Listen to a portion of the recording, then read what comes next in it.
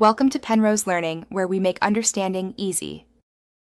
You start by confirming the essentials, sign into the Microsoft account tied to the store, and make sure Windows Update has installed pending patches. Once done, run WS Reset. EXE, type it in the start box and hit Enter. This clears the store cache without deleting apps. This often resolves launch and download stalls because it removes corrupted temporary data. If the store still fails to open, note the error code. You'll need it for targeted fixes in the next steps. Now you re-register the store to repair broken app registrations. Open PowerShell as administrator and run the getapps package/reinstall command for Microsoft. Windows Store, let it complete. Make sure required services run, Background Intelligent Transfer Service and Windows Update, because they manage downloads and app metadata.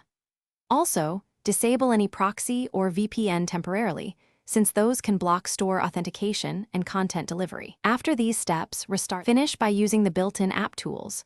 Open Settings, go to Apps, right arrow Microsoft Store, choose Repair first. If that fails, use Reset. This reinstalls the app but keeps purchases.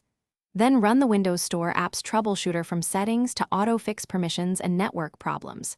If issues persist, create a new Windows user to see whether your profile is corrupt. Apps often work there. Troubleshooting tip: if a specific error code appears, search Microsoft error lists or note it when contacting support. Error codes pinpoint the underlying cause.